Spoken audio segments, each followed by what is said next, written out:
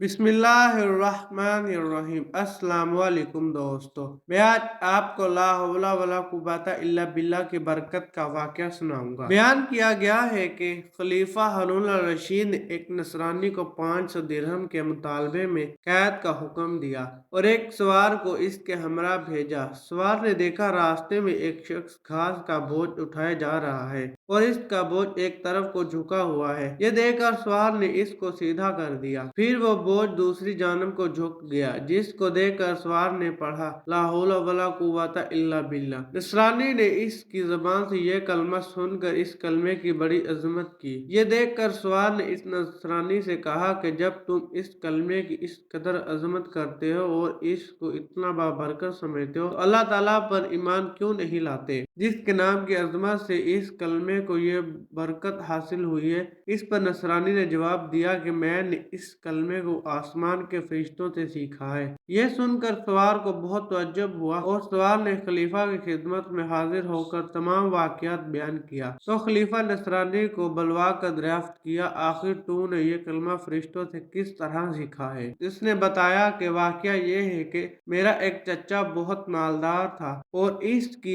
एक हसीन लड़की थी। मैंने इस चचाजाद बहन के लिए अपने निकाह का पैगाम दिया, जिसको मेरे चचा ने मंजूर ना किया और इसका निकाह दूसरी जगह कर दिया। चुनांचे शब ज़वाफ में इसके शोहर का इंतकाल हो गया। मैंने फिर इससे निकाह की दरख्वास्त की, मगर इसने अब भी मेरी दरख्वास्त मंजूर ना की और दूसरी जगह इसका निकाह कर दिया। इसका वो शोहर भी इस तरह शब ज़वाफ में बीवी के पास गया तो मुर्दा पाया गया। फिर तीसरे शख्स से इसका निकाह हुआ और इसके साथ भी यही वाक़या पेश आया। इसके बाद चौथी मर्तबा मैंने फिर अपने अक़द का पैगाम दिया तो मजबूरन चचा ने इस लड़की का अक़द मुझसे कर दिया, क्योंकि मतवातरन इन हादसात के बाद कोई दूसरा इस लड़की से अक़द करने को तैयार ना था। आखिर मैंने देखा कि खलूत के वक्त शैतान एक रोहे गरा की शक्ल में ज़ाहिर हुआ और इसने जोर से एक चीख मार कर कहा, तू कहाँ आया है। मैंने जवाब दिया कि मैं अपनी बीवी के पास आया हूँ। तो वह शैतान कहने लगा कि तुझे मालूम नहीं मैंने इसके पहले शोहरों के साथ क्या मामला किया।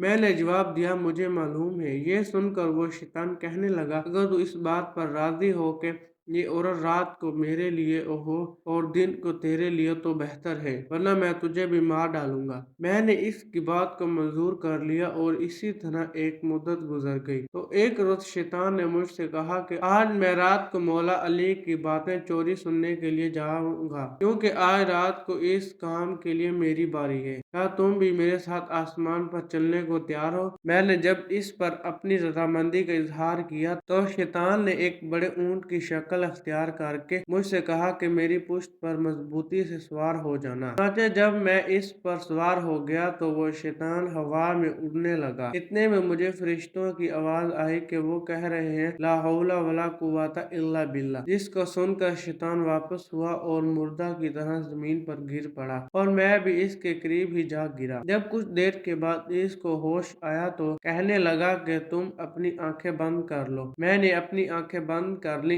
इसके बाद जब मैंने आंखें खोली तो क्या देखता हूँ कि मैं अपने घर के दरवाजे पर मौजूद हूँ। फिर जब मैं अपनी बीवी के पास खलूत में गया तो मैंने इससे कहा, इस मकान में जहाँ कोई कोई सुराख है इसको बंद कर दो, सारी खिड़कियां बंद कर दो। इसने ऐसा ही किया।